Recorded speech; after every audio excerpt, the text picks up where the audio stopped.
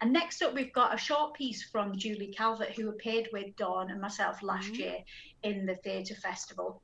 And this is something Dawn wrote about 20 years ago, but it actually is about her time in Hong Kong as a nurse. So it felt fitting to have something like that, seeing as though, you know, we're all kind of thinking about our frontline workers and the NHS and everything. So Julie spent some time in Hong Kong as a nurse, and that was before I met her at drama school. She's done a lot.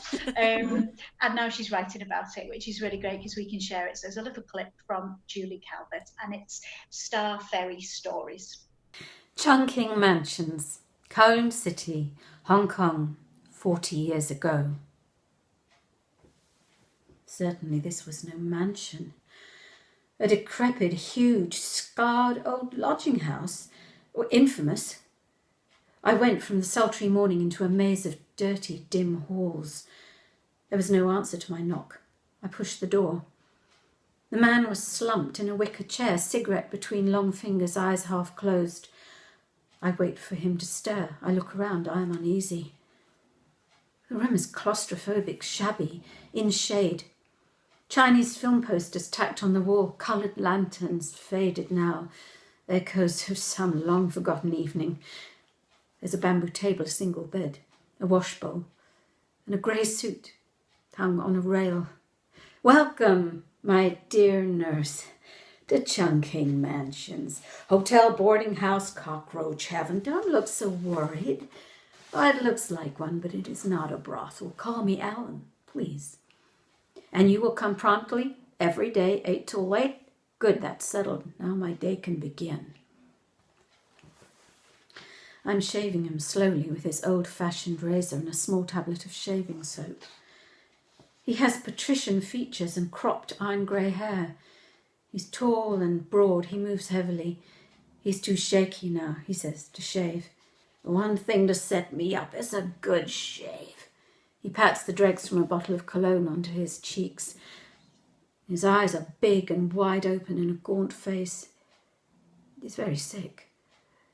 He carries himself with that sort of old-fashioned courtliness. He must be in his 50s, but his alcohol-induced illness makes him look older and yellowish. I tried every damn thing, even rhino horn. He has a few long-playing records and a battered record player. I don't mind it here. Not quite what I'm used to, naturally. Better than hospital. I'll stay here with my music, my little angel, and my cockroaches. I read to him while he rests on the bed. He sleeps a lot. Fitfully, though. He's uncomfortable. The hours inch by. The next day, I feel like getting dressed. Let's step out. I feel good today. The suit. He dresses painfully. His clothes hang from him. I won't frighten the locals, will I? You look very nice. Gary Cooper. Maybe I'll find me a little baby doll along the way, a little Cantonese poppet. He looks about him and soaks up the life of the street. Jostled. Oh, I want to be jostled. To be part of the world. I come to him every day at 8 promptly, and I leave at night. And every day he says, "You will come tomorrow?" And each time as I am about to leave, he forestalls me. He knows all about me. I know so little of him. I leave, but he is there, in my head. He worked for the US government, he says, all over Southeast Asia. How long will you stay at the Chungking Mansions, I ask?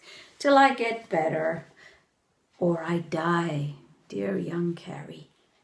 The day after, I ask if there's anyone I can contact for him. Oh, do you think I'm going someplace? No, not yet. I'm waiting. Light me a cigarette, please. One bad day, I said, I'm out of my depth here. You need a hospital. I can't look after you here. See you like this. No hospitals. I can't afford it. He gripped my wrists. If you're not happy, go home. Go or stay, it's all the same to me. I can't leave, I said. Neither can I, he said. The crisis passes. I had such wild days. I met such people, if you knew. Well, a stand-up guy, anyway. He picks through a handful of black and white photographs, 1950. Elephant hunting. I got this fella one time. I'm mesmerised by a photo of a great male polar bear strung upright, tongue lolling out. I say, a great hunter then, but I have a sudden shameful desire to see him hunted, fearful, alone. Read some more, please. He seems distracted. His eyes are distant. He turned towards her with a rush of emotion. Ah, she cried, you look so cool. They stared at each other, alone in space. You always look so cool. The next day he is rambling, more jaundiced. Once upon a time, a man's work counted for something. Then one day you wake up and you've become a great dancing bear, teeth pulled out and claws pulled out, and you're chained and muzzled. I looked after them. My little baby doll, little thing, so high. I loved her. The tiniest hands I ever saw. Porcelain doll. Oh, it was the old days. She was an innocent, and they turned it around. Finish the story, please. I turned the page of his old book.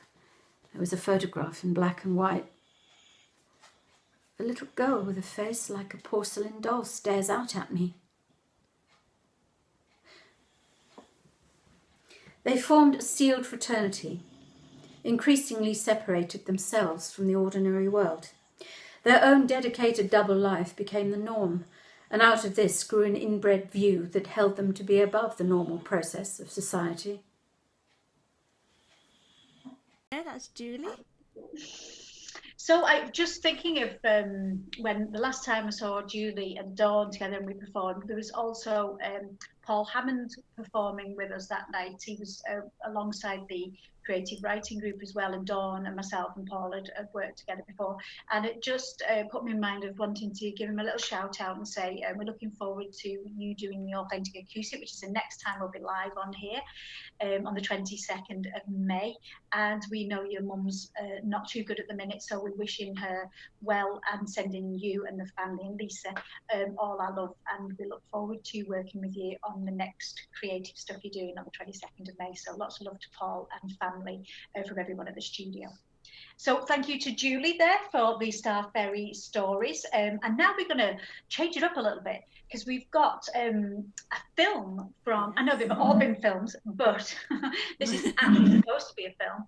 This is a film from Slumberjack, and they do film festivals and create films, and they have also the zombie, I want to say sitcom, but it's like a, you know, I suppose it is a sitcom, isn't it? Like comic book type soap opera set in Runcorn that they release as well. So we wanted them to be part of this, because they do normally their own festival, the film festival, but that had to be postponed.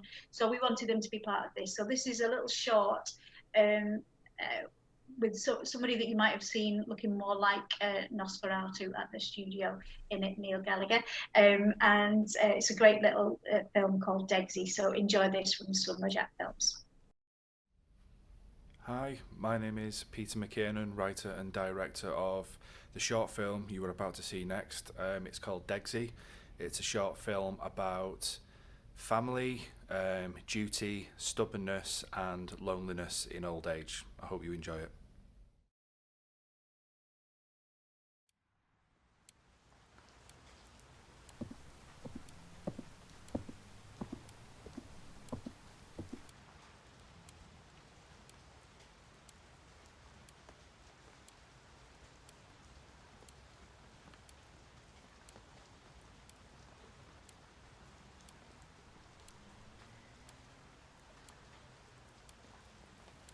I wish you'd just fuck off.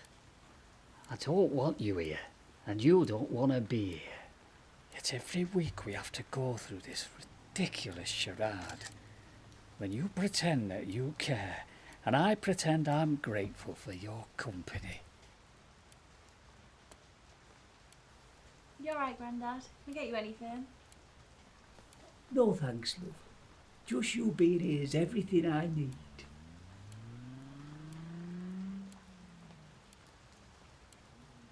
I'm a busy man with things to do.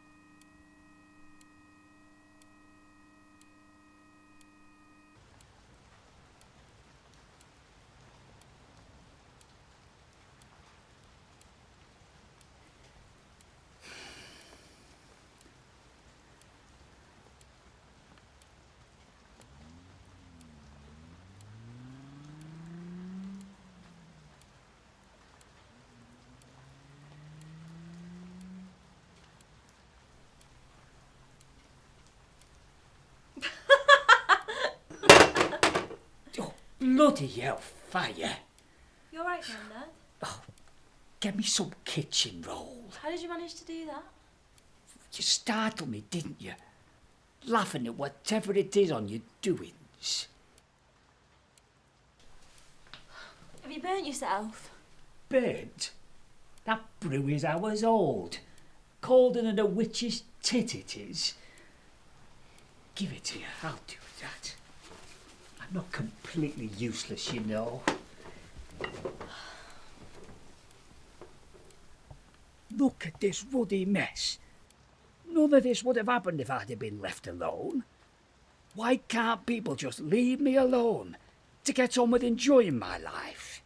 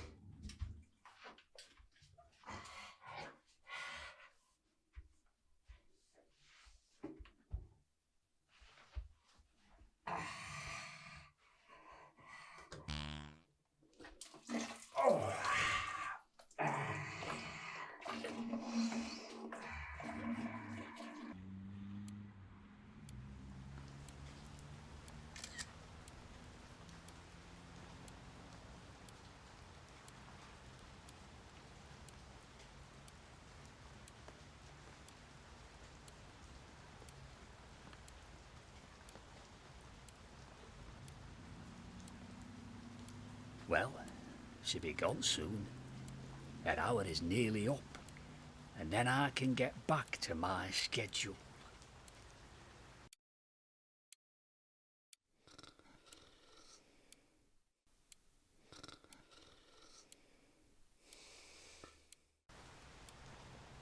Right then, Grandad. I've got to go, unfortunately. Oh, is it that time already? Afraid so. Is there anything I can do for you before I go? This is my favourite bit. The only bit of a visit I look forward to. Time to have some fun. You couldn't just put the urine round, could you? I struggle to do it myself. What with the way my legs are nowadays. You can use the handheld one. It's in the back kitchen. Of course.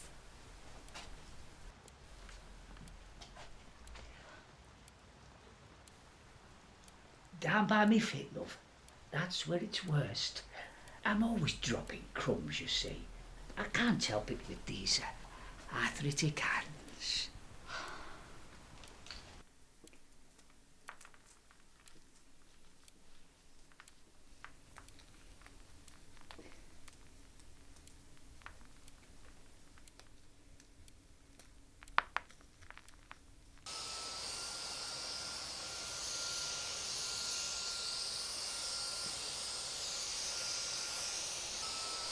Get them all up now. Oh, there's crumbs get everywhere.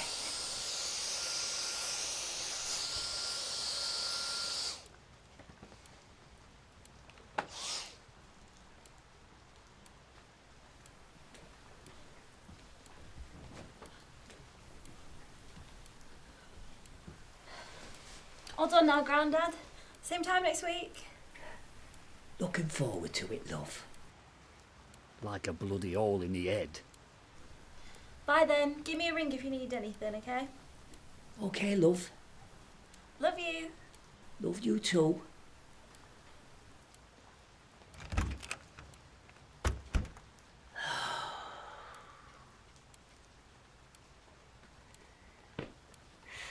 Finally.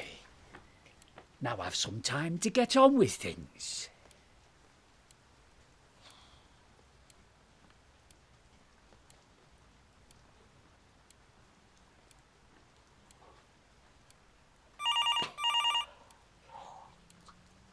God's sake, why can't people just leave me alone?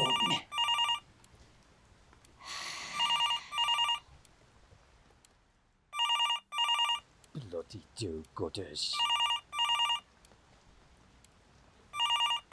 Thinking me on me doings. How'd you turn this thing off?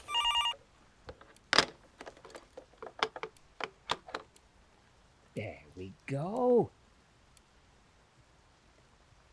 There we go, indeed. Oh yes, so nice little bit of film there, but look out for them.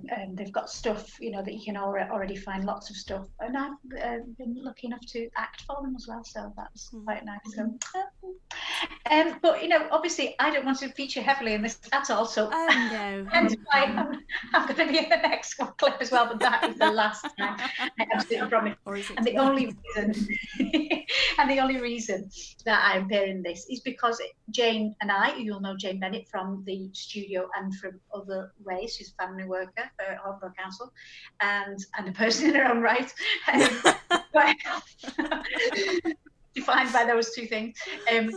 And a poet and performer and all sorts, and good friend. And she and I started writing a sort of what we thought was a sitcom at the time, and we realised that was 4 years ago when we started. So, and we may have finished or not. So here's a little clip of the writing that we've been working on, or haven't worked on for 2 years, but may get back to writing on together. So this is a little clip of 6s and 7s. This is an extract of the sitcom / mockumentary that Jane and I have been working on for some time, and also not working on for some time, and maybe we should get back to during the lockdown. But it's a mockumentary based in a children's centre somewhere in the northwest. And we meet the team managing the children's centre as a documentary company have come in to focus on them for a programme they're making. So the manager introduces them to her team and then hands over to one of the workers that the documentary makers are going to follow around. And we meet the families as we go. So just a little extra. So Vanessa starts, she's the manager. I am aware of time, so let's get this show on the road. Jodie, over to you. Jodie gets up to follow the camera crew, and Ashley, a co-worker, shouts after her. Give it your best. Daniel Blake. Christ knows there's enough inspiration around here. What? Inside the corridor, we see Jodie talking to the camera crew. Oh, well, yeah, it's a lovely surprise. Where do you want to start? We could go in with Big Leanne. With my co-worker Leanne. She's leading the cook-off sessions. Come through. I'm sure our families won't mind. We enter the playroom. The families are ready for the cookery session. We see Frank, a grandfather, who notices the camera with a look of surprise and puts a child in front of him, then holds up a strip of black card in front of his own eyes. Leanne speaks to the families unenthusiastically. Today, families, we will be making salmon fish cakes. I can't touch fish myself, so I'll talk you through it. And Jodie, can you give out the fish, please? Jodie dishes fish direct from the plastic carrier bag out to the families. She looks to the camera in embarrassment. Frank alters his own voice as if he's been dubbed. The text on the screen says, "Voice, not an actor's." Where's this fish from? Sorry, Mr. I didn't understand that. I didn't get it. Where's this fish from? Jodie looks to Frank's wife Yada, who's from Thailand, to interpret, then back at the camera. And Yada says, "Is it from Tesco's, Arby Astor? He doesn't like Tesco's." Jodie shrugs. Back to Get Yada. your children in their seats now. Then Martin, a street pastor from Canada, says, We don't tell our children where to sit. We let them make their own choices. Meanwhile, his children are running wild in the background. And Kelly, who brings her children she looks after to the centre, shouts, "How's that working out?" I've never made fish cakes, but I've borrowed my mate's cupcake cases. Right, families, here we go. Take instructions for the fish cakes now. Cook off. Jodie, can you light the ovens for me, please? Jodie smiles to the camera as she passes. The families start to follow the instructions, unsure of what they're doing. Some children are running wild and throwing food around. Leanne ignores all. Sandra, who's a grandmother, brings her grandchildren there, says to Martin, the street pastor, "Bet you'll be good at all this with all your experience. What is it tonight, Martin? Bolognese carbonara?" I'm sorry. "You street pastor. What is it tonight? Might pop down your way." Oh no, it's not pasta. It's pasto. "Oh, I see, Carl. What kind of pastor are you serving tonight?" Martin exits to retrieve his unruly twins. And we'll leave it there. That little extract of 6s and 7s may get more work on it, or might not, depending on how we feel about it. But it's certainly been something we've enjoyed doing, isn't it, Jen? Certainly. And returning to. And as we've looked at it for the festival, we realised we started writing it in 2016. And the last edited version was 2018, how time flies. It's now 2020. Maybe this version we'll get it right, eh? Who knows? I think this is the one. Definitely the one. And this is not just your, you do a bit of writing as well, don't you, Jane? You've done a bit of poetry in the past. I have done a bit of poetry. I'm laughing because it's not. I'm not going to ask you to do Does it have to be serious? No.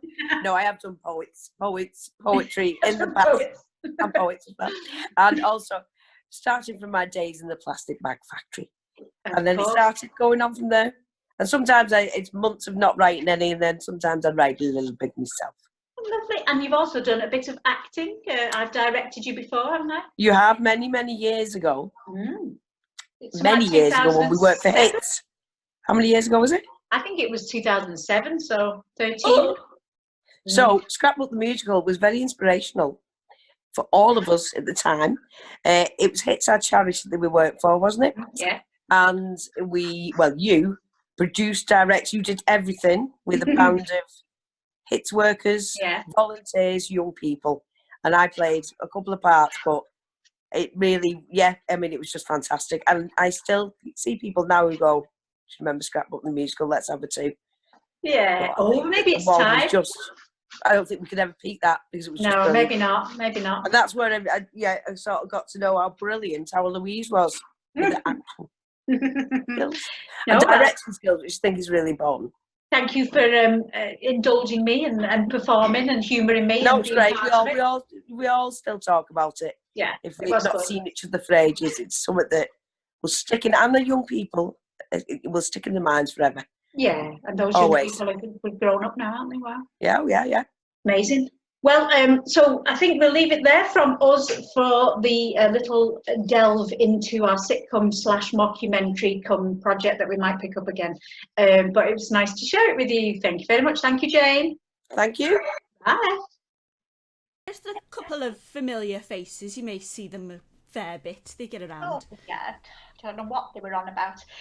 But another couple of familiar faces coming up next. Is that right, Meg? Do you want to introduce this one? Well, okay. So, yeah, you might recognise at least one of the faces in the next bit. It's just a little short excerpt from a play that's actually set in Boston in USA, but it got changed to Liverpool for reasons involving accents and stuff. But yeah, it's a little script in hand piece that very, very quickly rushed yesterday morning. So here we go. We can watch that now. Did she ever tell you the turkey story at Flanagan's? No. When I worked up there and she came in, she never told you the turkey story. I don't think so. She was pregnant with you. No, actually, it's Jimmy actually. She was pregnant with Jimmy because it was near Christmas and your father was locked up again and she was tight on money. She didn't have anything. You want to sit down? She had nothing except St. Vincent de Paul's. Thank God for them. They used to give out toys at Christmas, the ones who couldn't afford it. Margaret, just listen for a second. I don't think they did Christmas dinners though, and your grandmother had passed by then. So there was nowhere to go, no dinner to go to. So your mother comes into Flanagan's and she's out to here. When's Jimmy's birthday? January. Right, so she's out to here. And in this big coat. Remember her big blue coat she always wore? Yeah. And she's walking up and down the aisles. Things in her pockets. Potatoes, cans of cranberry sauce, cookies, because you guys have got to eat right. So she comes waddling up to my register and I'm like, "Hey Susie, how are the kids?" And she doesn't want to talk, obviously. She's just trying to push through to get out of here. "Oh, they're good. I was just looking for something, but they don't have it. So I'm going to go someplace else." And then the turkey falls out of her coat. It hits the floor right between her legs. Boom. A turkey. And I swear to God, she didn't miss a beat. She looks up real mad and yells, "Who threw that bird at me?" Oh, who threw that bird at me? Oh, we died. Everybody there. You had to laugh. "Who threw that bird at me?" Funny son of a bitch, your mother. Pardon my French. Look, Margaret. God, she were funny. I think about her all the time, your mother. Good lady. It's a lesson though. You're lucky you don't smoke. Too young, your mother. Look, just can we do this? Sure. Gotta make them give you a better office, Stevie, because these alley conferences, no way to run a business. I mean, it stinks here. Look, I know you don't want to talk about why I've brought you out here. I know, I was late. I'm sorry. Look, it's just district manager, you know, he comes in and... I know, it was my choice here then. You know I can't leave her alone. When she gets out of sorts, ugh. And I pay Dossie Gillis, I do. I pay her a little bit to keep an eye on her. But she's not the most reliable, Dossie. Yeah, right, but the district manager comes down on me about it, doesn't he? So... No, I know that guy's an ass, pardon my French. Right, maybe, yeah, but he's also my boss and he looks over the punch card. Okay. Look, no, it's not okay, okay? You're late every single day, you know, 10, 20, 30, sometimes even an hour. It's not every day. It pretty much is, and that looks badly on me. He wants to know why I can't keep my employees in You line. have to explain about Joyce. She's in a programme, thank God, but it's only so many hours a week, and I can't always... I explain it to him, but there's only so much that I can do. It's not just me, Stevie. Karen's calling sick every couple of days.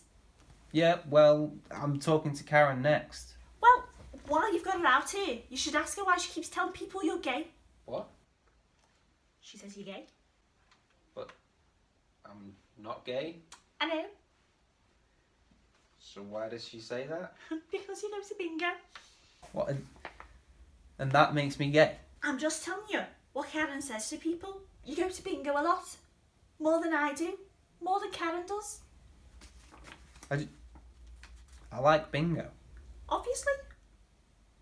Plenty of men go to bingo. I wouldn't say plenty, but yeah. Freddie Gleeson goes to bingo. Yeah. Frank Moore. Yeah, and a few old timers. Okay, it doesn't matter. That's what I've been telling her.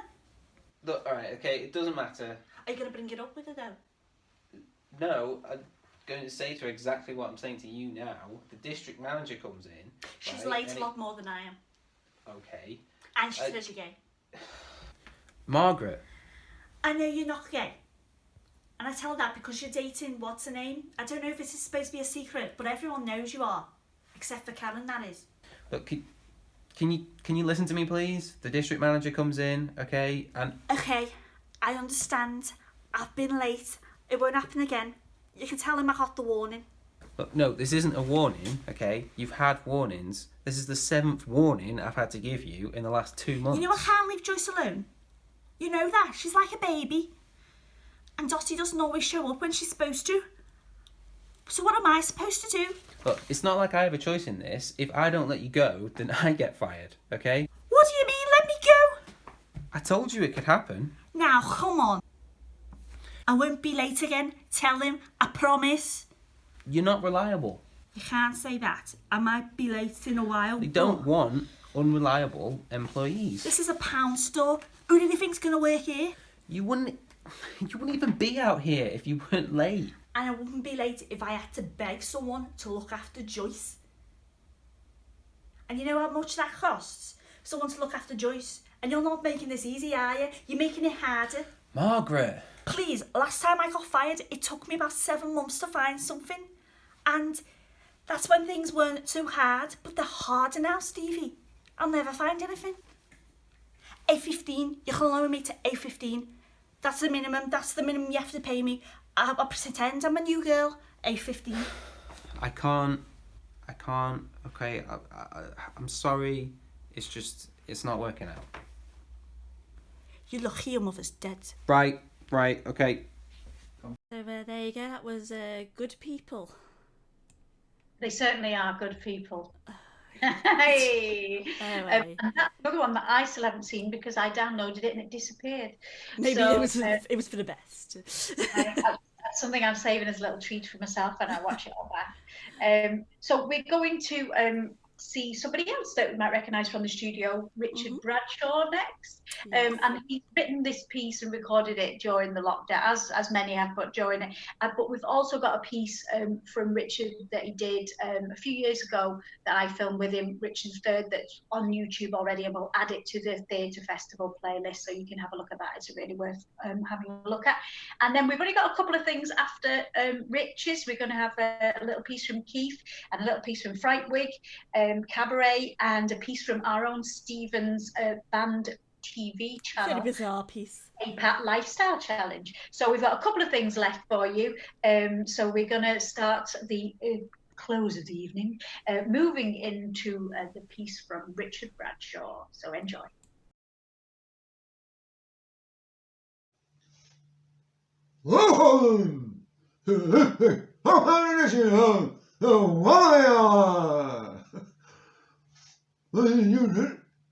Oh, yeah. It's not working, Barry. It's not working. I'll do it without.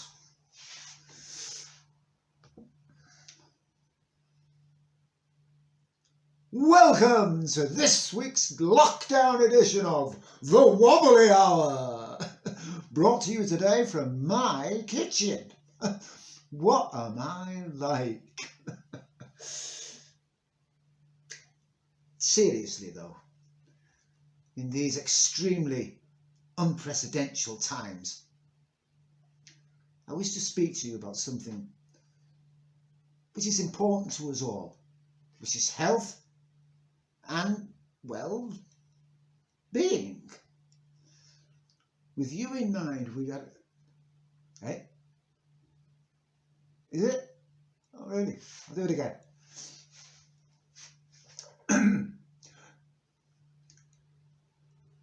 Health and well-being. With you in mind, we at the Wobbly Hour have invented a wonderful new lockdown game. It's called Bottoms Up. It's great, honestly, and suitable for all ages and abilities. Anyone can play, outdoors or in, no garden needed. And it's so simple, you'll love it. You can play it online with your friends or be just like me and play it on your own.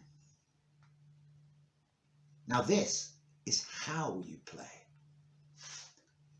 If you're like me, you often sit on a chair. And quite often, you stand up. This might be to go for a pee, put the kettle on, look for your glasses. But when you're done, if you're anything like me, you sit back down. Now, and you don't need to write this down. I have, because I'm after a patent from Toys R Us. When you play Bottoms Up, when you sit down, the rule is you mustn't sit on the same chair that you were sitting on previously prior to having stood up before. No, no, no. You must sit on like a totally different chair. Marvellous! You may need to remove a tea towel or some other object left there from earlier on, but this is entirely within the rules. On a personal notice, I might add in addition that I myself usually go for the bog standard chair 1, chair 2, chair 3 approach. But do feel free to invent your own variegations. I like to use the kitchen table and 3 chairs. There used to be 4, but I took one out to the garden one sunny day and, well, you know me, I left it there, thinking in my giddy-gaddy way that it would survive the elements. It didn't. I could speak at length on the fickle, feeble foibles of interior furniture, but given that I'm not being paid to do so, I feel I cannot, as the popular saying goes, be asked.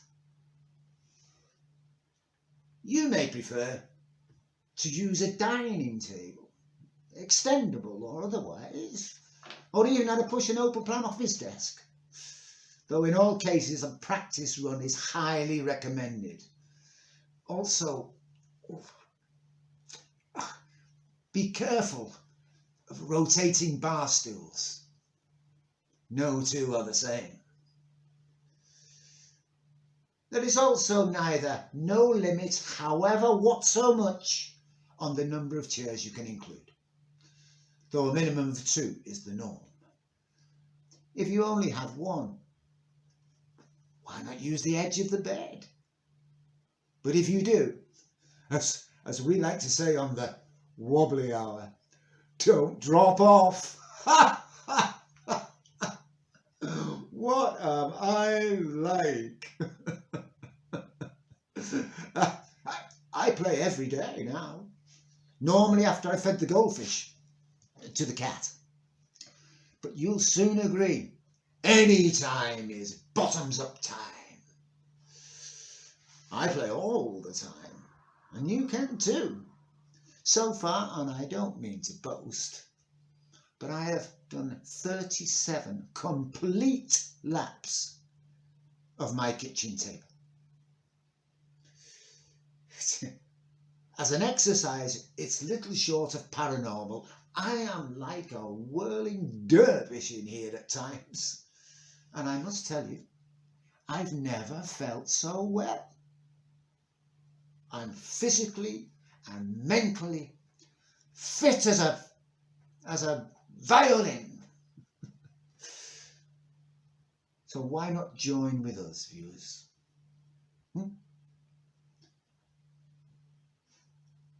Let's capture the heart of the nation.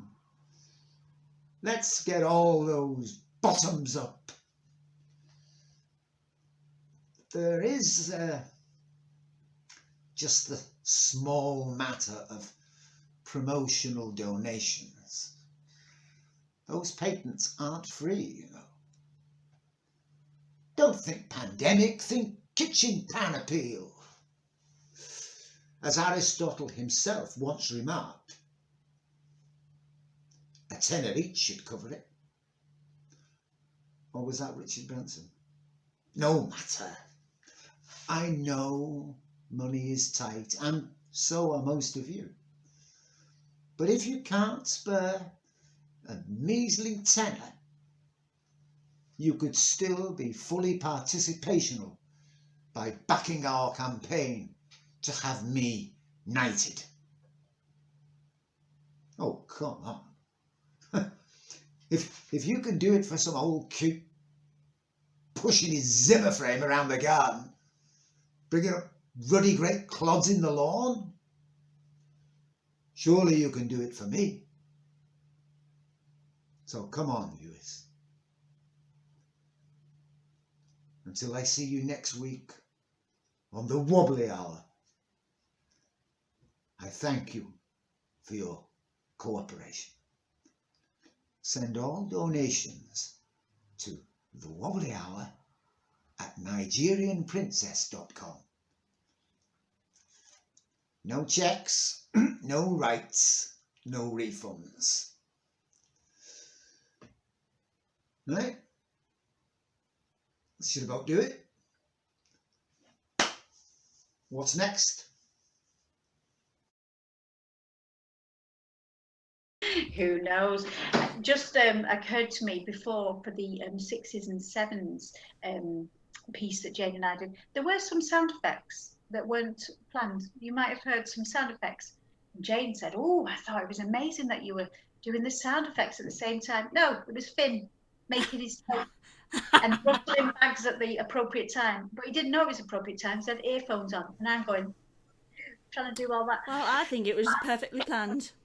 Well, yes. And he was just talking to me then, so that's why I was like, I could tell.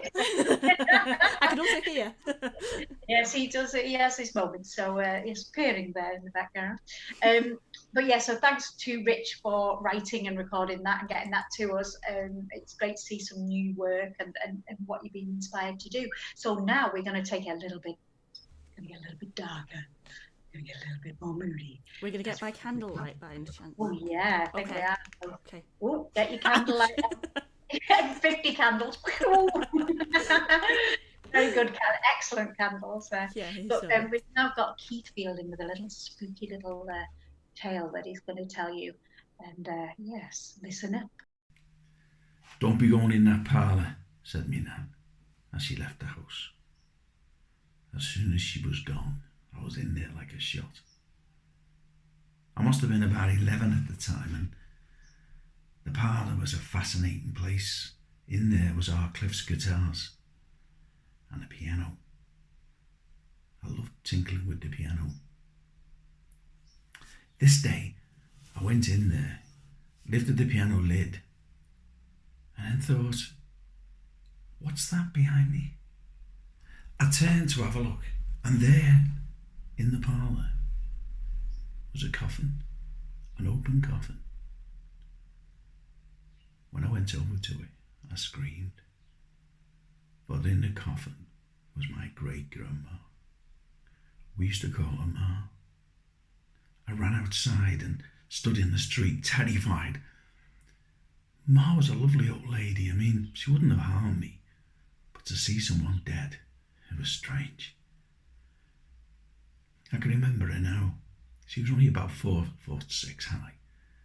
She had hair right down her back, steel grey hair that went past the knees.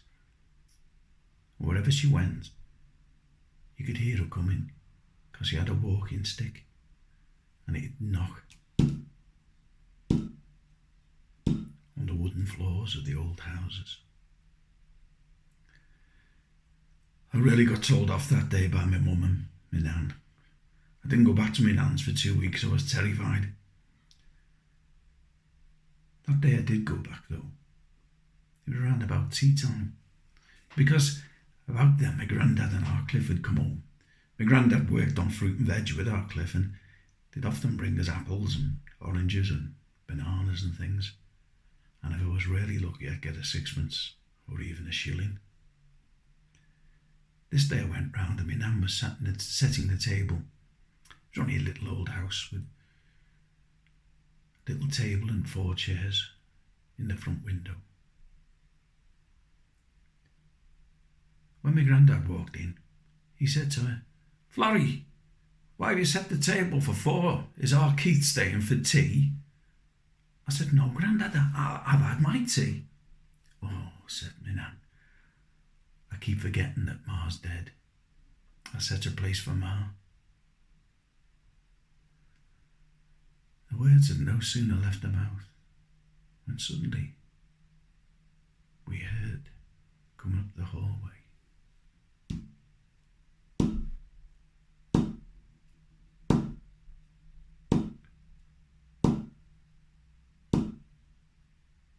and then it stopped. I was terrified. I held on to Cliff's coat. He in turn held on to my granddad. My nan stood there, mouth wide open. My granddad just shouted out, "Well, are you coming in, Ma, or what?" The silence was deafening. And then the door opened. The air was freezing. A wind blew past me, and I flew through that door and out of the house. Gone.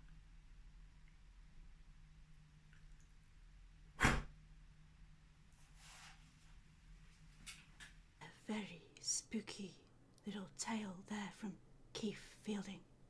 I think that's right, and I think we should keep it going. So now we've got a little offering from Frightwig, who was supposed to be bringing the theatre festival to a close tomorrow night, I think, at the cabaret. So yes, it would have been a Frightwig cabaret. And Frightwig are a company that Craig Sinclair is part of. And Craig, you may know him from bands in Widnes and Liverpool and beyond, and he's performed at the studio many times, and he is from Widnes, he lived around the corner from me, and he's got a little offering that I think a lot of people can relate to and understand the scariness behind it, and the reason why he's giving us this Frightwig lockdown treat, so enjoy.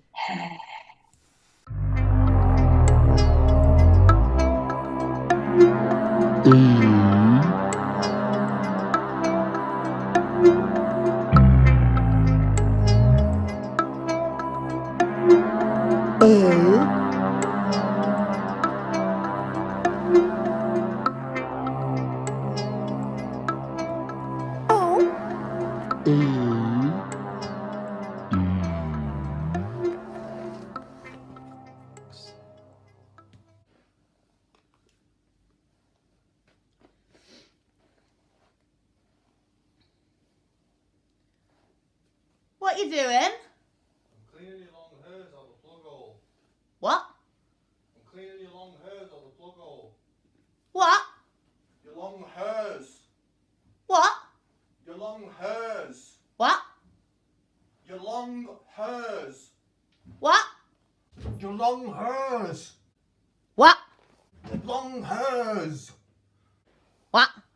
Your long hairs. What?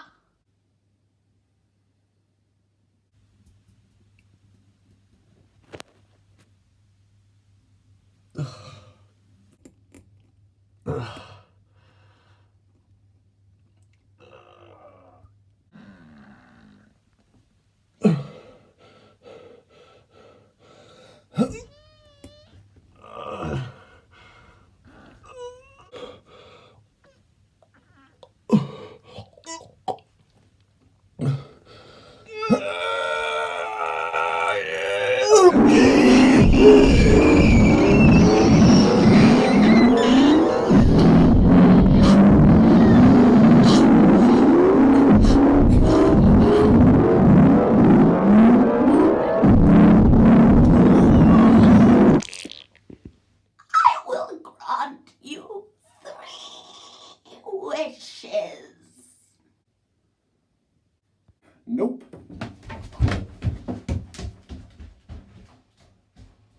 What are your 3 wishes? Oh, it's terrifying, isn't it? Absolutely.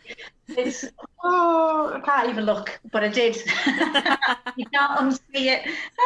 Oh dear. Oh, no, excellent. It's really good to have that as part of the festival. And and as I say, lots of people can identify with that. Yes. Look at yours. Exactly. You don't want to see my plug hole. Yeah, so that was indeed aPAtT wig. From Fred. So thank you to Craig and all for that, and we will see them at the studio soon. So this is actually now the last piece of the Theatre Fest puzzle, Keep the Drama on the Stage. And thank you to everybody who's been involved and sent in stuff and really done it very quickly, because it was only a week ago. When Shall we do this? Oh, you know what? We could actually do it on the Facebook again. Do it, yeah. And we only can do that because of Meg, and because she's willing, and because she's prepared to sit and put everything into place and make it look great. So big thank you to you, Meg. Thank you. No, really appreciate it, and enjoy hosting with you. Not that you get much of a word in, you know. Just pull faces the entire time. It's fine. Yeah, it's very amusing and entertains me. So that's good. This is the last piece of the night, and it is from Stephen Cole's aPAtT band, and it's their lifestyle television. It's their lifestyle challenge TV piece that they've just launched, and there's going to be more episodes available from this. So if you enjoy this, then track down aPAtT and follow them, and you'll get more of what's on offer here. It's a particularly interesting piece at the end of it that I really felt moved by and connected to, because I used to work in a greengrocer's. I'll leave it there. So so thank you so much for being part of the Theatre Festival. Keep the Drama on the Stage with us, and you will see us on here again with other things like acoustic, and keep following us. And can't get rid of us. Tell us what you want us to do, and still be part of it. And a big thank you to our funders, who are the National Lottery Community Fund, who are allowing us to continue and still deliver whilst during lockdown. So we really appreciate their support and the support of all the services out there. So big shout out to everyone in Halton, particularly all the voluntary sector that are coming together and working and supporting each other in things beyond just what we normally do provide. So it's been good to see that happening, and we hope that may continue, and thank you for letting the studio be part of it. So lots of love to everybody out there. Enjoy the closing piece from aPAtT. Thank you and good night.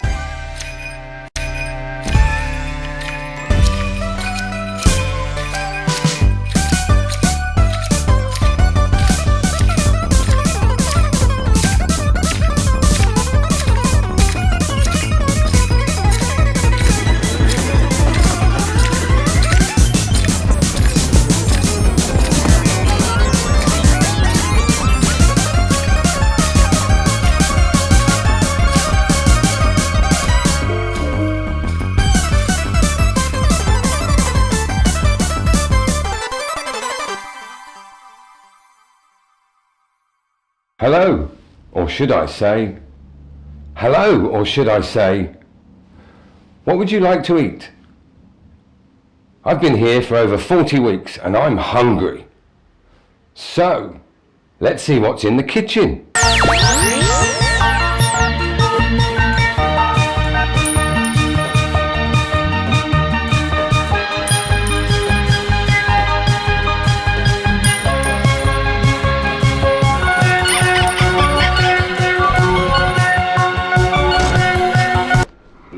Let's roll. Hi everybody, welcome to aPAtT Challenge Show. We're going to tonight be teaching you to merengue, and then we're going to look at some little doves on the wall. Another regular segment coming up, we have Is There a Doctor in the House? 6 ways per week to identify off-duty medical practitioners on a train or in a restaurant. We're going to be telling some spooky stories because it's Halloween, and we'll be clicking on you with this mouse. And we have a short film about cabbage.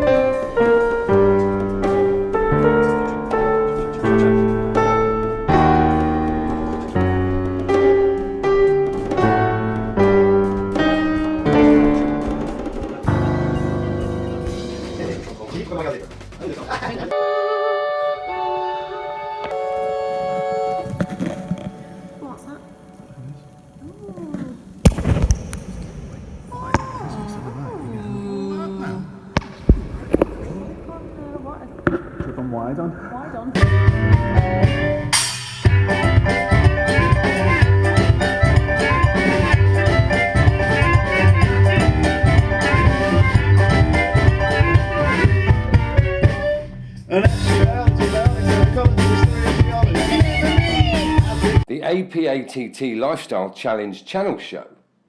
Coming up later in the show, my mate's bad dad in his vest.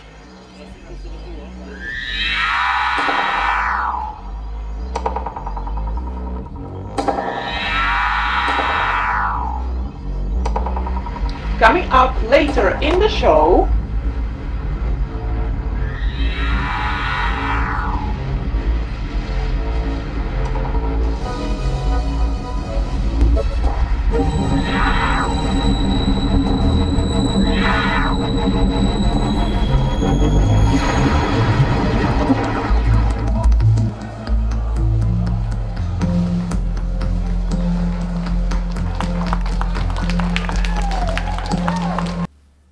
I'm talking about pure commas, you hungry hippos.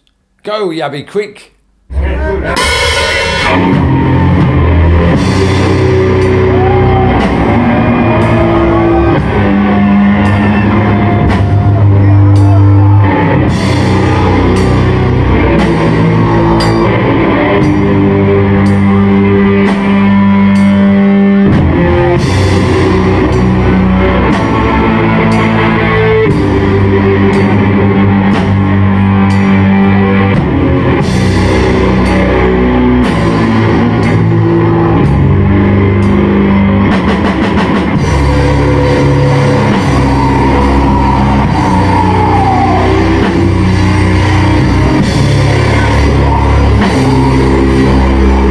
The aPAtT Lifestyle Challenge Channel Show.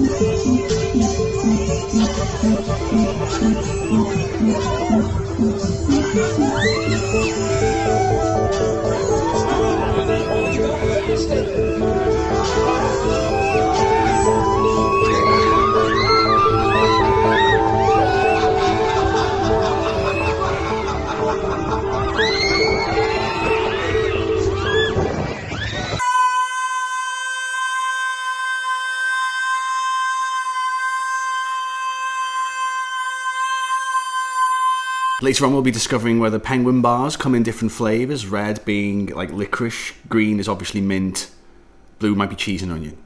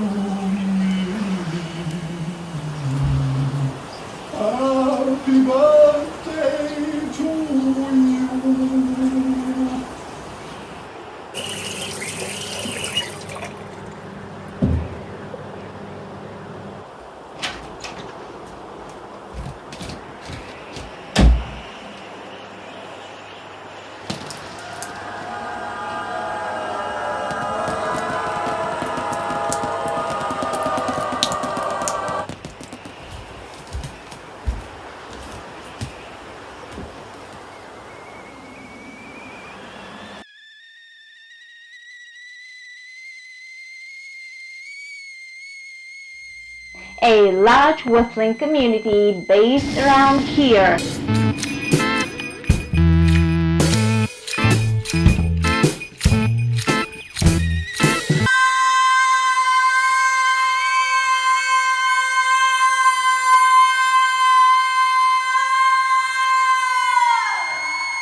The George Formby Grill.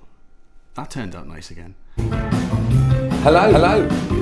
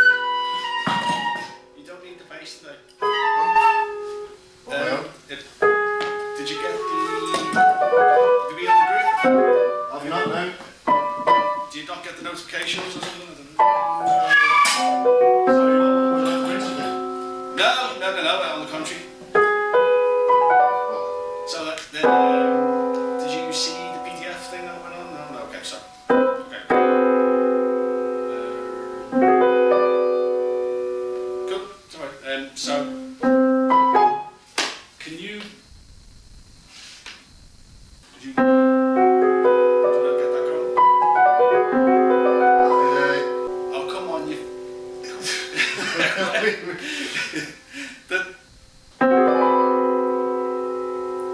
We spoke about it in the van the other week. Come on, you must fucking remember. Yeah? Oh, so what am I doing? What am I supposed to be doing Just today? fucking on this thing, we've been. We've got a cabbage on a platform. Yeah. About 4 weeks ago we started doing this thing and it involved the cabbage on the platform conversation and you said, let's bring the fucking cabbage on the platform, so I've gone and bought the fucking cabbage. I said let's put the cabbage on the platform. And it took me about 2 hours to go and get one today because they didn't have it in the first 3 shops I went to. So Savoy that one. Savoy. Savoy. Very confused. Savoy cabbage though. Just play the fucking thing and stop messing around. Yeah.